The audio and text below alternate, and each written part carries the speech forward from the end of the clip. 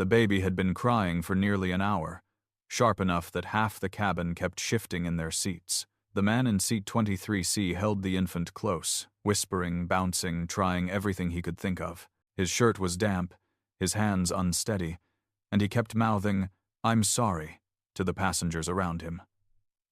A flight attendant approached again, polite smile thinning. But the baby only screamed louder. Across the aisle, a woman looked up from her paperback, studying the man with a quiet focus no one else had. She unbuckled her seatbelt. Then she stood, stepped into the narrow aisle, and said a single sentence that made him stop breathing. "Let me hold her." The crying didn't stop at first, but the whole plane went silent anyway, waiting to see what would happen next. The line for boarding hadn't moved in 5 minutes. Ryan counted the people ahead of him, then glanced down at Emma, whose face was turning that particular shade of red that meant things were about to get worse. She pulled at her ear again, the same gesture she'd been making since they left the apartment that morning. He'd given her infant Tylenol, checked her temperature with the back of his hand the way he used to check engine parts for heat. Normal. Probably just teething. Probably. A woman behind him sighed loud enough to make her point. Ryan shifted the diaper bag higher on his shoulder and took a small step forward as the line finally began to move. Emma's crying intensified. He bounced her gently, that automatic parent rhythm that becomes muscle memory, and hummed something that might have been a lullaby if he could remember the words. His voice was rough from lack of sleep. 3 hours last night, maybe 4. "Boarding pass and ID," the gate agent said without looking up. Ryan managed to extract both from his back pocket without dropping Emma or the diaper bag. A minor miracle. The agent scanned his phone, her expression neutral in that professional way that customer service people perfect. She handed everything back and nodded toward the jetway. "Have a good flight." He almost laughed. Emma screamed louder, arching her back in that way that made her nearly impossible to hold. A few people ahead of him turned to stare. Ryan kept his head down and kept moving. The plane smelled like recycled air and someone's too strong perfume. Ryan navigated the narrow aisle sideways, mumbling apologies as his diaper bag caught on an armrest. Economy, row 23, middle seat. Of course. He'd booked the flight 2 days ago when his sister called about their mother's hip surgery, and middle seat was all that was left. He settled into the seat, or tried to. Emma fought him, her little fists pushing against his chest. He could feel eyes on him from every direction. The woman in the window seat pulled out her noise-canceling headphones before he'd even sat down. The guy in the aisle seat was already on his phone, texting someone about the crying baby next to him. Ryan could see the screen from the corner of his eye. Emma's scream hit a new pitch. Ryan felt sweat start to bead at his hairline despite the aggressive air conditioning. He tried the pacifier again. She swatted it away. He tried the bottle. She turned her head. He tried bouncing her, swaying her.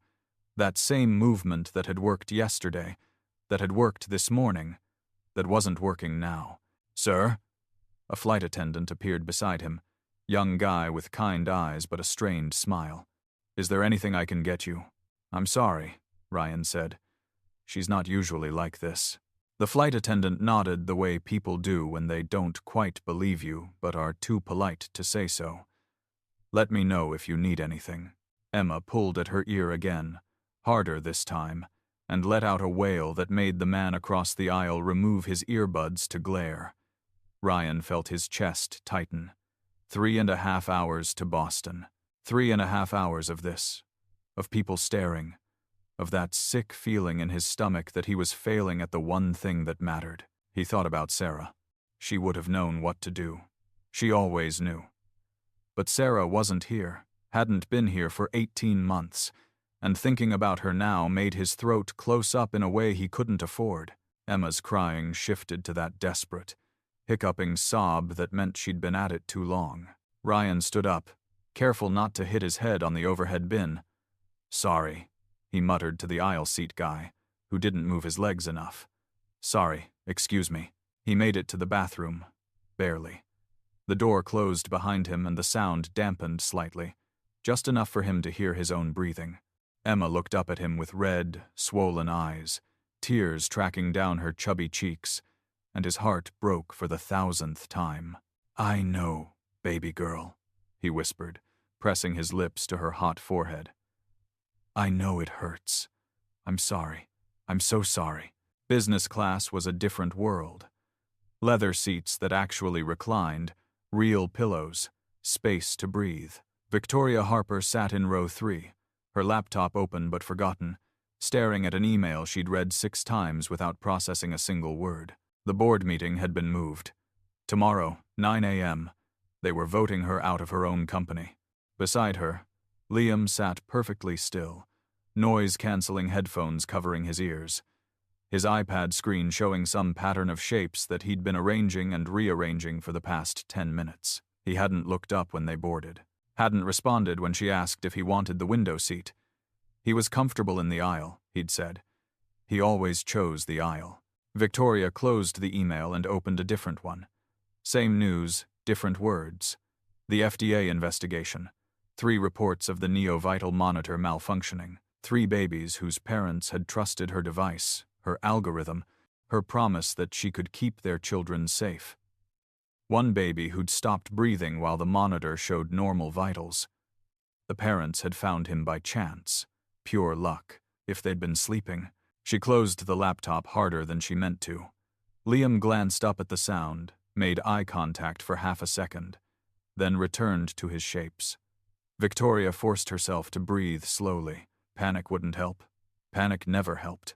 The crying started somewhere behind them, distant enough that Victoria almost didn't register it. Just another baby on another flight. But it didn't stop. It got louder. Not the angry crying of a toddler denied something, but something roar. Liam's hands stilled on his iPad. He tilted his head slightly, listening. Victoria's phone buzzed. Marcus, her CFO. She declined the call. He'd been calling all morning. She knew what he wanted to say. Sell the company, take the deal MedTech was offering, cut their losses and walk away. He'd said it yesterday. He'd say it again tomorrow at the board meeting. Maybe he was right. Maybe she should quit while she was only mostly destroyed instead of completely destroyed. The crying got louder. Closer. Someone was moving through the cabin. Victoria heard the bathroom door close, and the sound muffled slightly, but not enough.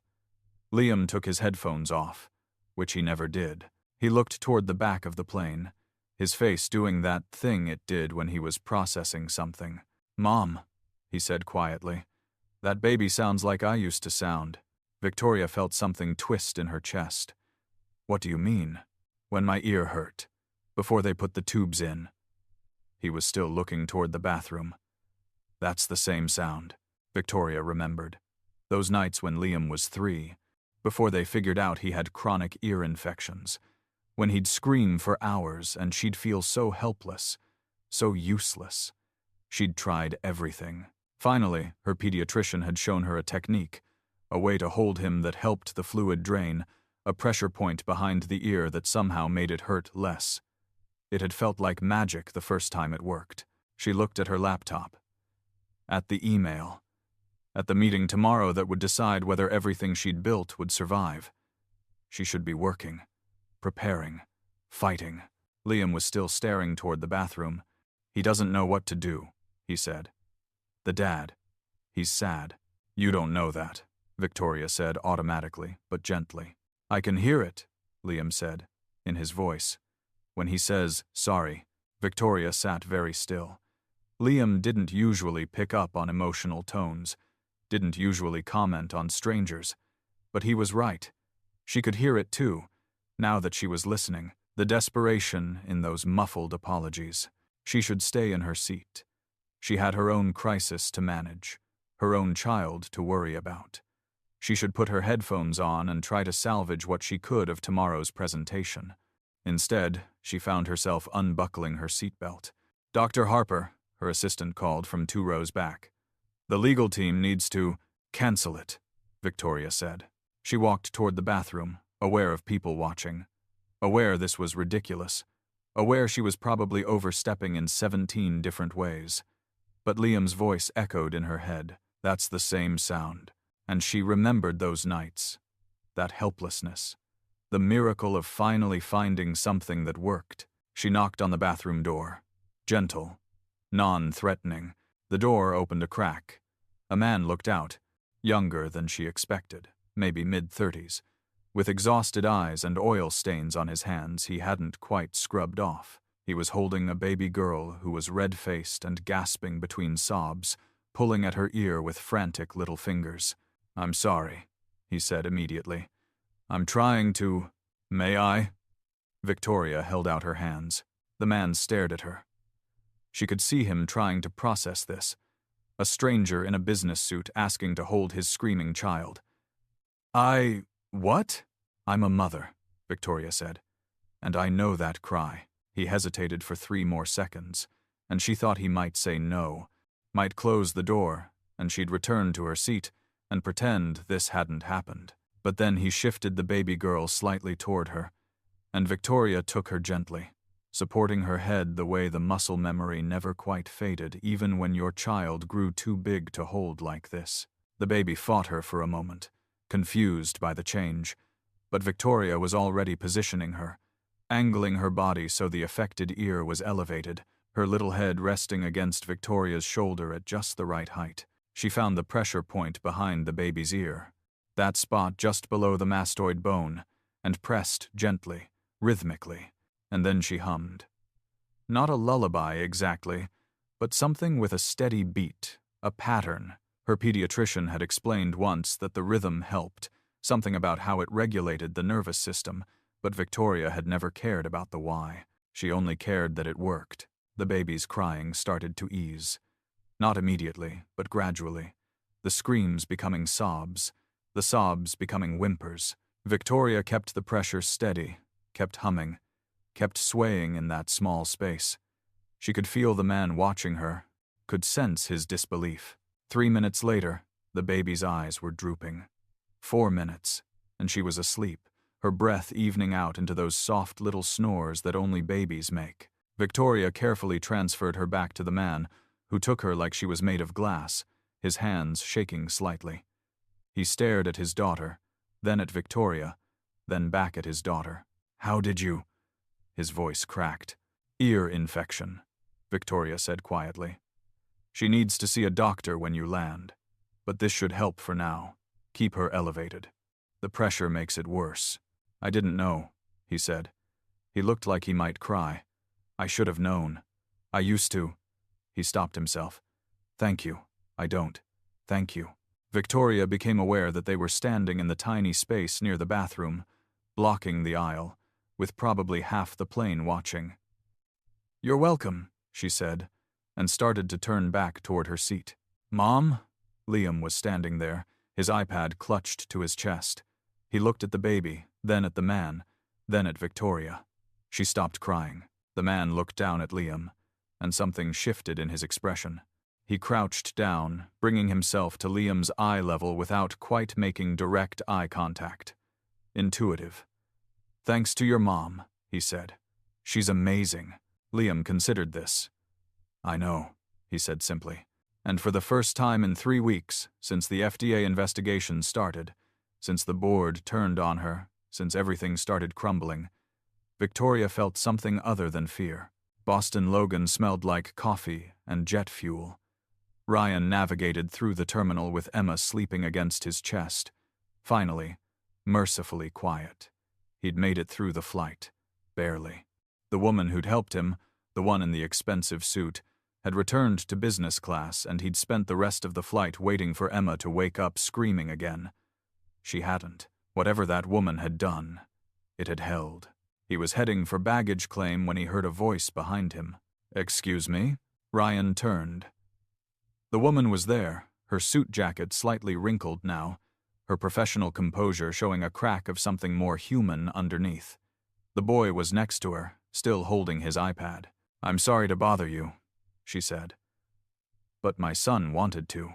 He wanted to see if the baby was okay." The boy looked at Emma with intense focus, the way kids sometimes stare at things they're trying to understand. "She's sleeping now," he observed. "She is," Ryan agreed. "Thanks to your mom." The woman looked uncomfortable with the praise. I was going to grab coffee before my next meeting.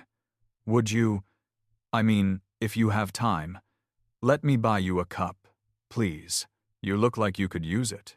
Ryan knew he should say no.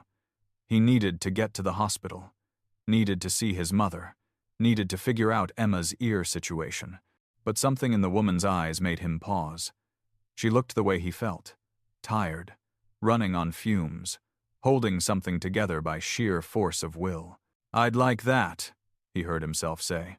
15 minutes later, they were sitting in a corner of a Dunkin' Donuts, Emma still asleep in her stroller, the boy carefully arranging sugar packets in a precise line. The woman wrapped both hands around her coffee cup like she was trying to absorb its warmth. I'm Victoria, she said. Victoria Harper. This is Liam. Ryan Mitchell. And this is Emma. He smiled tiredly. Though you've already met. Harper, Ryan repeated, something nagging at his memory. Wait. Harper Medical Technologies. Victoria's expression shifted, became more guarded. You've heard of us. I've heard of Neovital, Ryan said carefully. The infant monitor. It's supposed to be revolutionary. He watched Victoria's face go pale. Her hands tightened on the coffee cup. How much have you heard? Just the concept. I read about it. Somewhere. He couldn't tell her where. Couldn't explain why a guy who fixed air conditioners for a living read medical journals at 2 a.m. when he couldn't sleep. Victoria's phone buzzed. She glanced at it, and Ryan saw her jaw tighten. Marcus, she muttered. My CFO.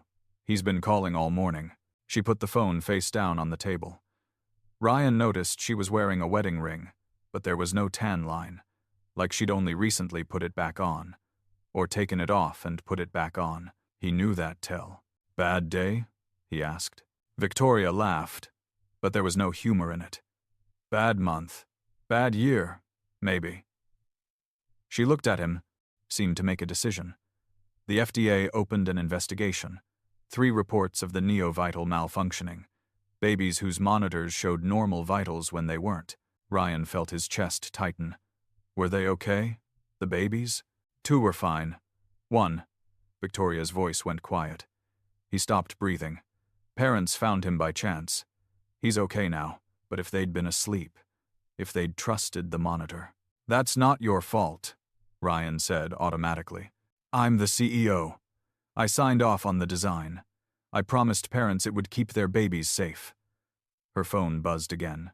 She ignored it. My board is meeting tomorrow. They want me to sell the company. Cut losses. My CFO has already negotiated a deal with our biggest competitor. Liam looked up from his sugar packets. Mr. Marcus wants Mom to give up, he said matter-of-factly. But she doesn't want to. Victoria reached over and gently touched Liam's hand. He didn't pull away, which seemed significant somehow. No, baby, I don't want to. But sometimes. What does your gut say? Ryan asked. Victoria looked at him. What? Your gut. What does it tell you? About the malfunction reports. She was quiet for a moment. That something's wrong. The algorithm we designed, it shouldn't fail like that. Not 3 times. Not in the same way. She shook her head. But I can't prove it. And tomorrow morning, the board votes. Ryan found himself leaning forward. What's the failure rate? Which batch were the monitors from? Is it the SpO2 sensor or the heart rate algorithm? Victoria's eyebrows went up. How do you know those terms? Ryan realized his mistake. I read a lot. Medical stuff. For Emma. You know, new parent paranoia. That's not new parent reading, Victoria said slowly. That's biomedical engineering. Before Ryan could figure out how to deflect, Emma stirred in her stroller, making a small sound. Both of them looked at her. She settled again, her little chest rising and falling steadily. Ryan thought about Victoria in that airplane bathroom, the confident way she'd positioned Emma, the pressure point she'd known to press. That wasn't something you learned from a parenting book. You knew exactly what to do, Ryan said. On the plane, that wasn't luck. Victoria smiled slightly. Liam had chronic ear infections when he was little. Before we figured out he needed tubes. I learned a lot of pediatric emergency techniques. From trial and error, from a very patient doctor at Children's Hospital. Victoria paused. In Boston. He was the head of their NICU. He taught me that pressure point technique. Said it was something he'd developed for preemies with ear complications.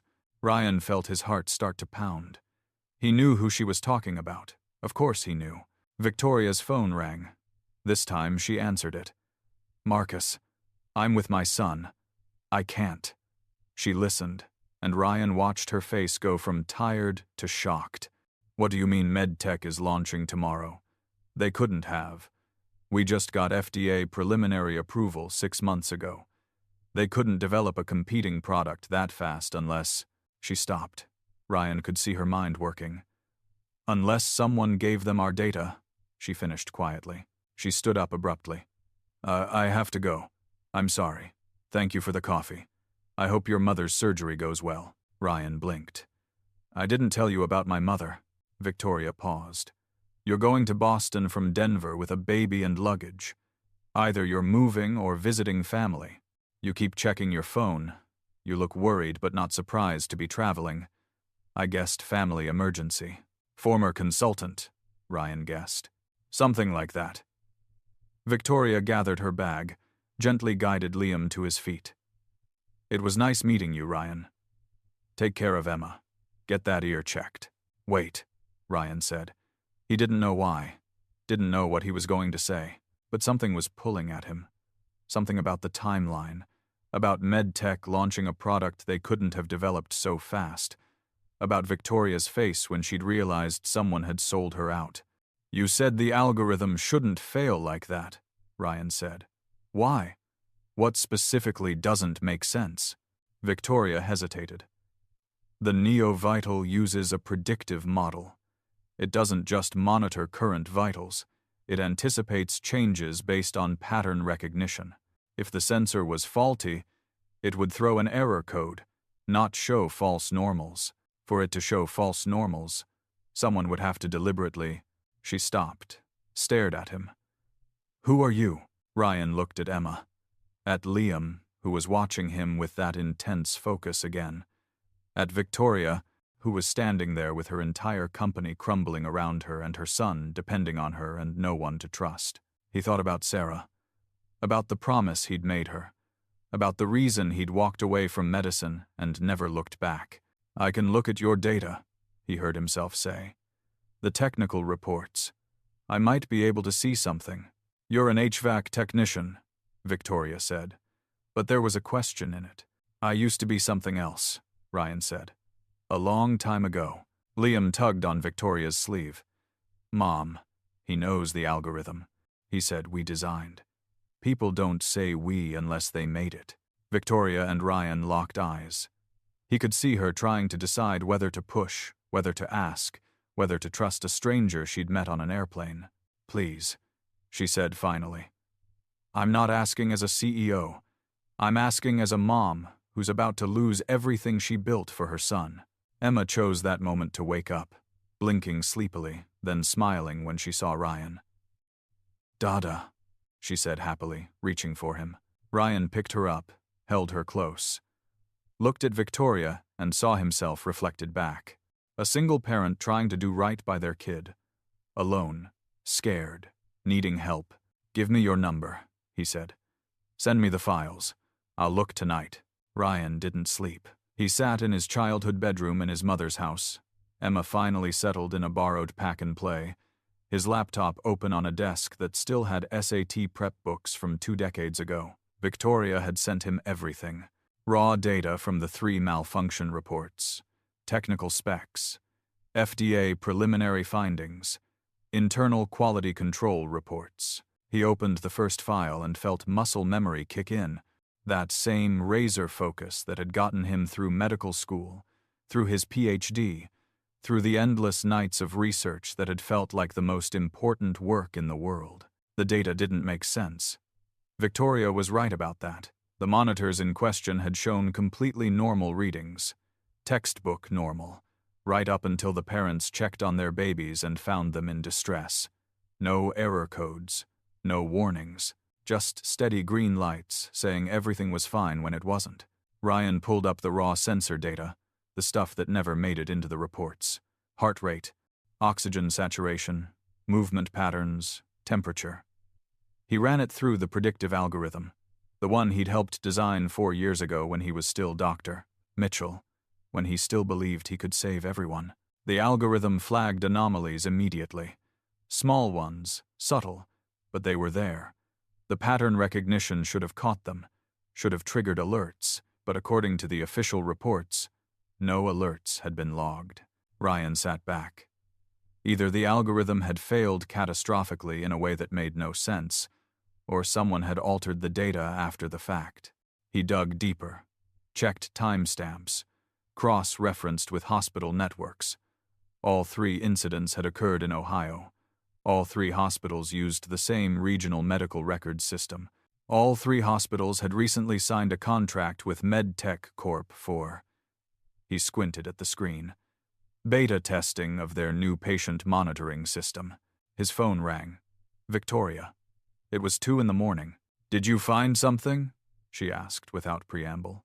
"The data was altered," Ryan said. "Someone accessed your database, changed the readings, and submitted false reports to the FDA." Silence on the other end. Then, "You're sure?" "I'm sure.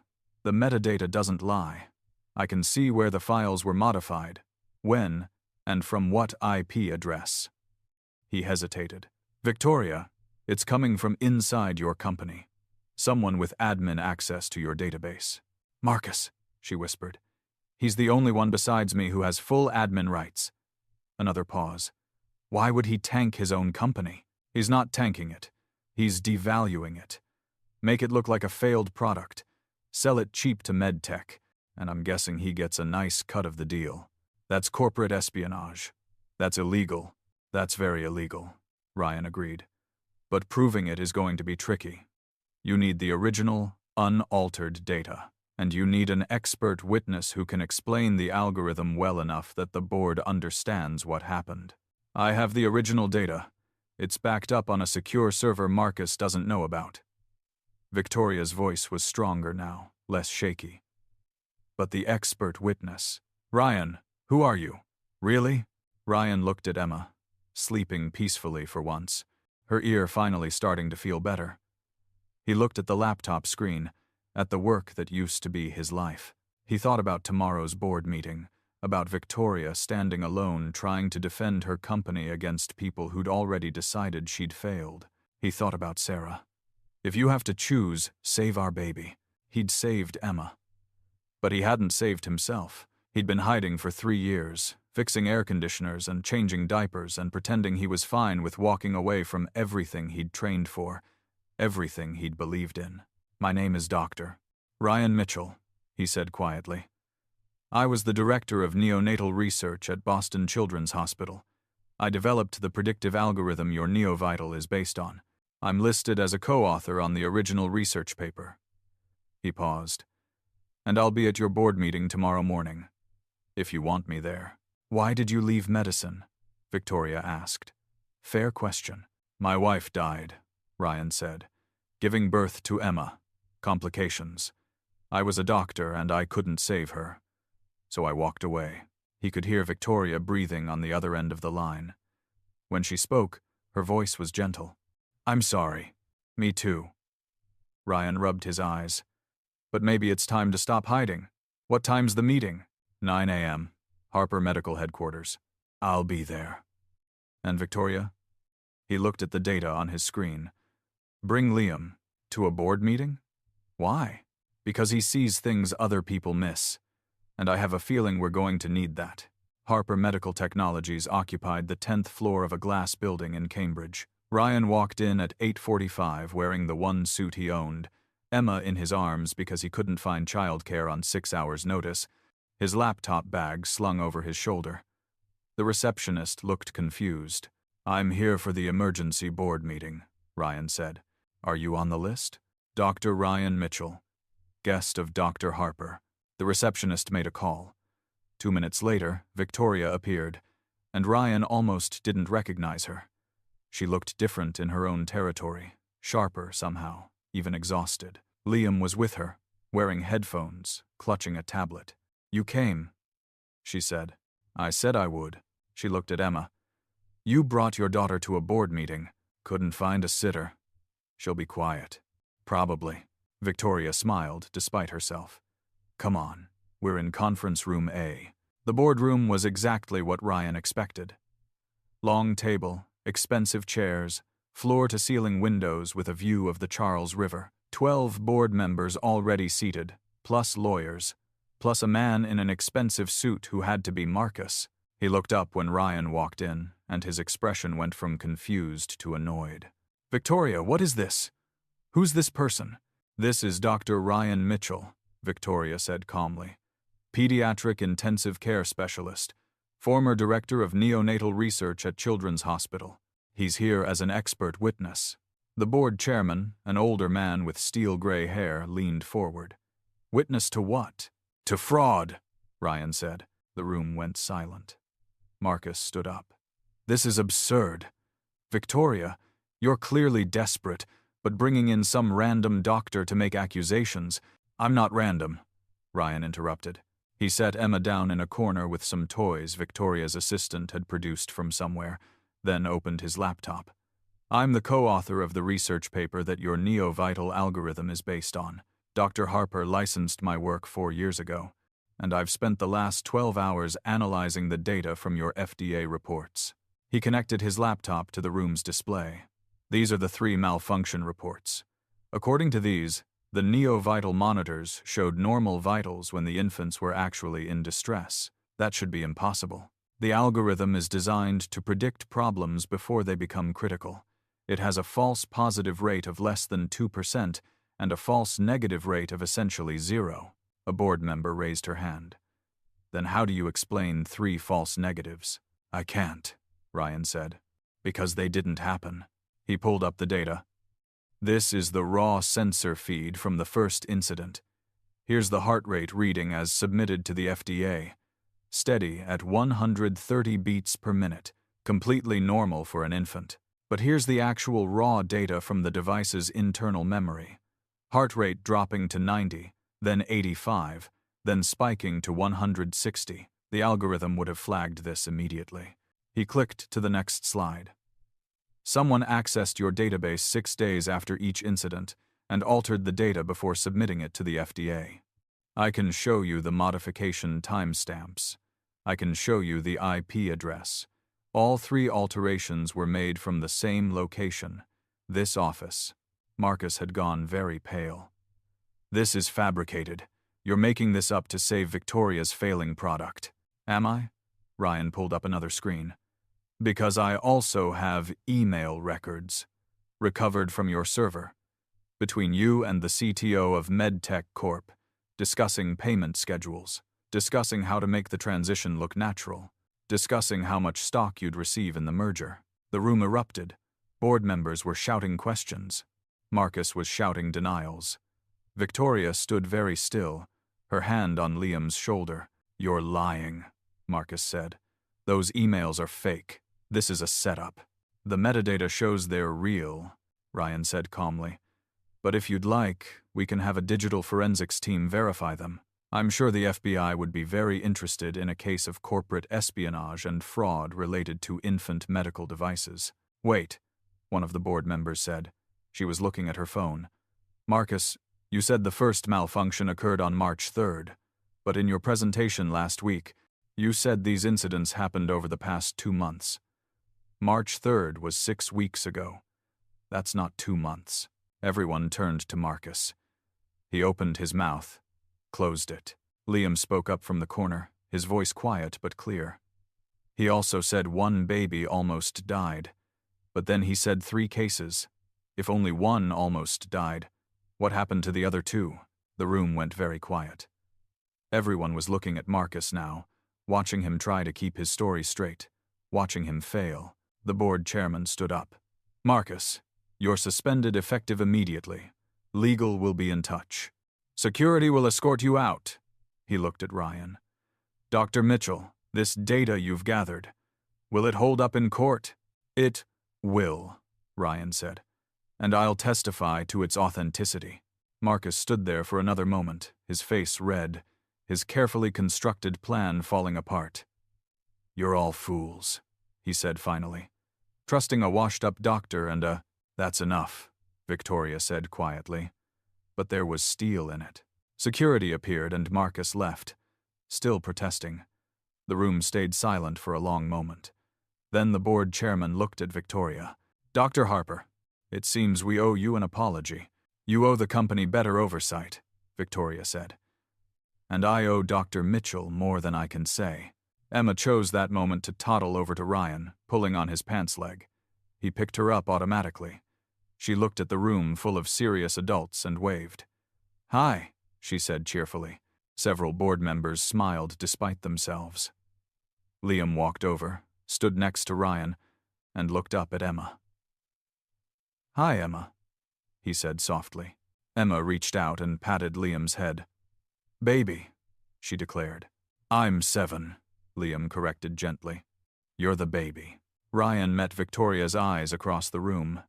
She was smiling, really smiling, for the first time since he'd met her. The board chairman cleared his throat. "Well, I suppose we should vote on the med-tech offer.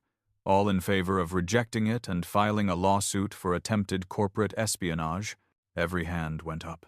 "Motion carries." He looked at Ryan. "Dr. Mitchell, thank you for your assistance. If you're ever looking for consulting work—" "Actually," Victoria interrupted, "I'd like to offer Dr. Mitchell a full-time position, Chief Medical Officer of Harper Medical Technologies." She looked at Ryan. "If you're interested."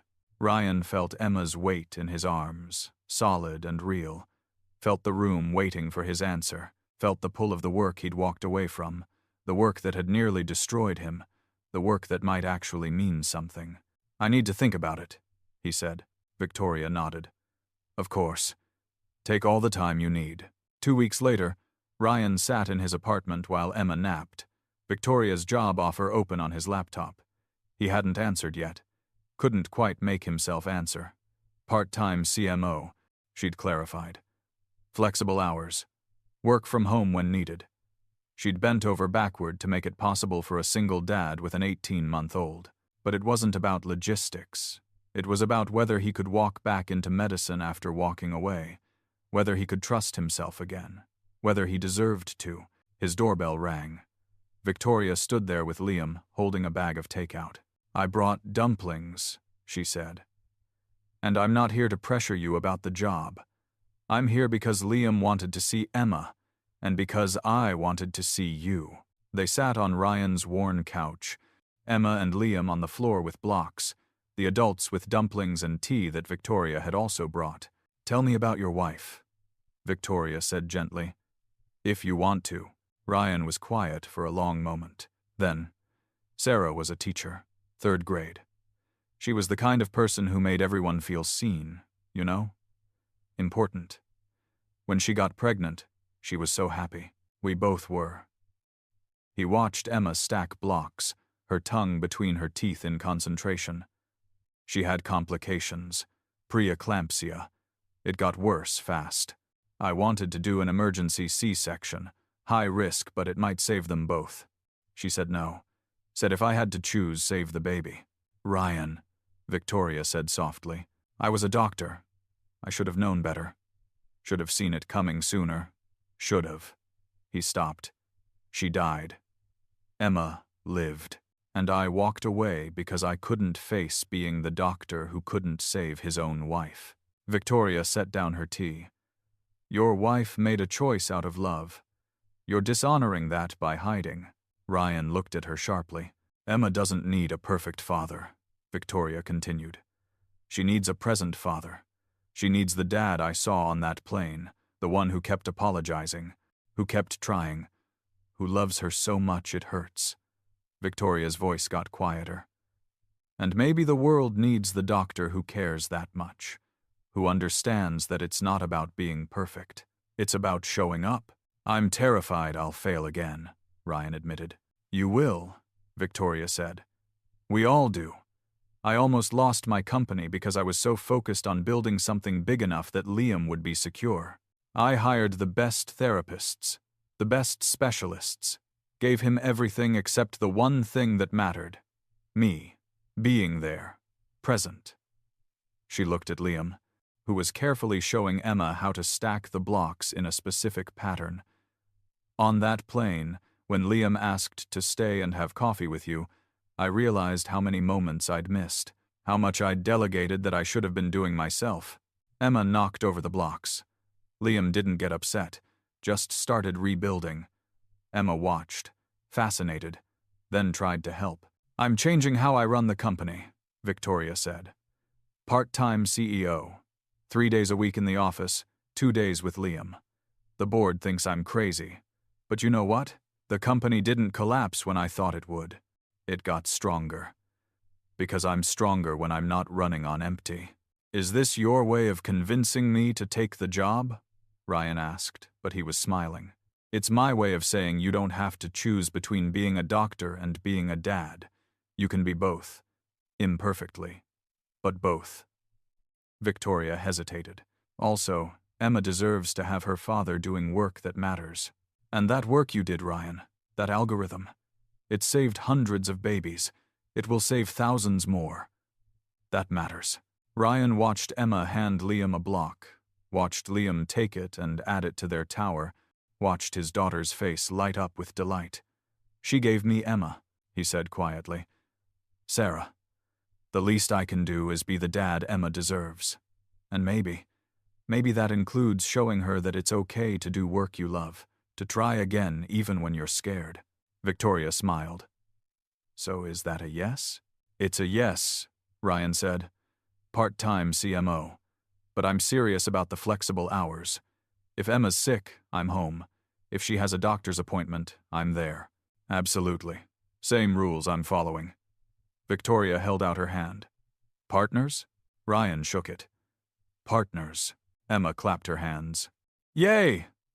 She shouted, having no idea what they were celebrating but wanting to participate anyway. Liam looked up from the blocks. Does this mean we'll see Emma more often?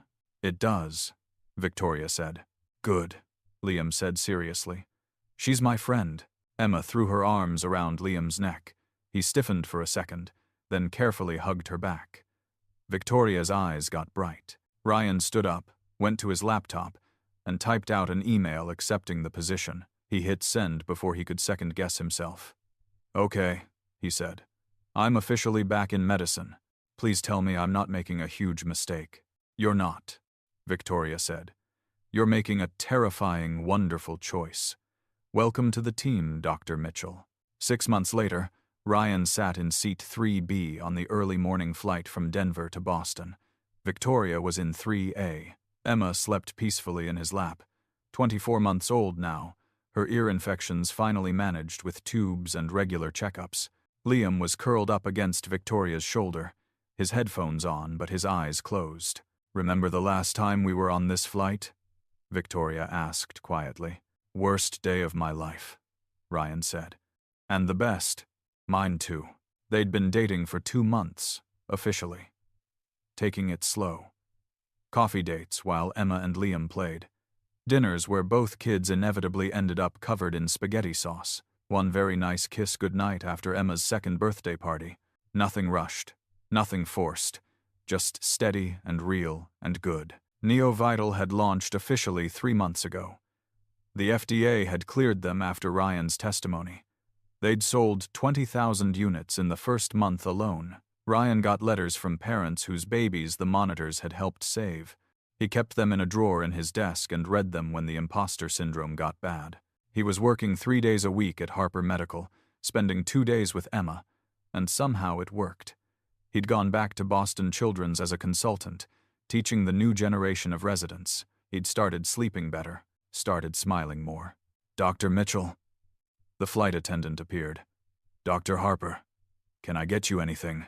Just water, Victoria said. Thank you. The flight attendant smiled. I saw the article about you two. In Boston Magazine, the single parents who saved a medical company and each other. Very romantic. Victoria laughed. It wasn't that dramatic. It kind of was, Ryan said. Emma stirred, opened her eyes, saw Liam sleeping nearby. "Liam!" she shouted. "Shh, baby. He's sleeping." Emma considered this, then whispered, "Okay, Daddy." She snuggled back into Ryan's chest. A businessman across the aisle smiled at them. "Beautiful family," he said. Ryan started to correct him, to explain they weren't technically a family yet, that it was complicated. But then he looked at Victoria, at Liam, at Emma, at the way they all fit together in this strange, imperfect, wonderful way. "Thank you," he said instead. The plane started its descent into Boston. Outside the window, the city spread out below them. The same city Ryan had fled 3 years ago. The same city that was home now in a way it never had been before.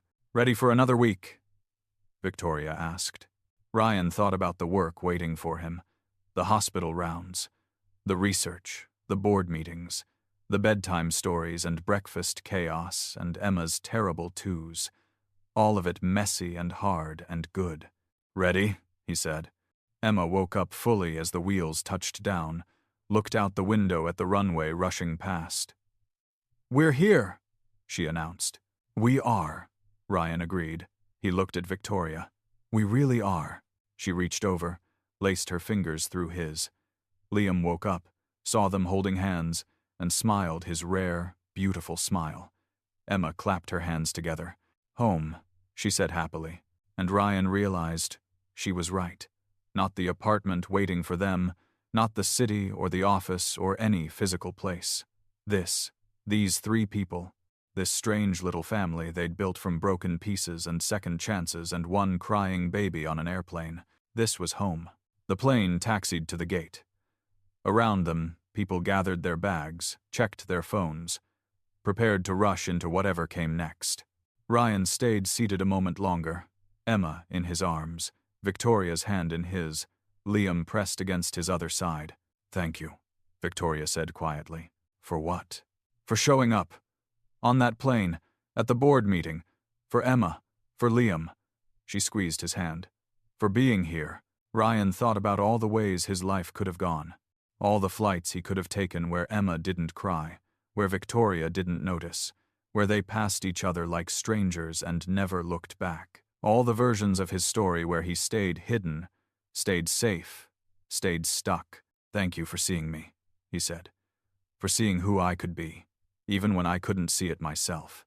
The seatbelt sign dinged off. People started moving. Emma tugged on Ryan's shirt. "Daddy, go now?"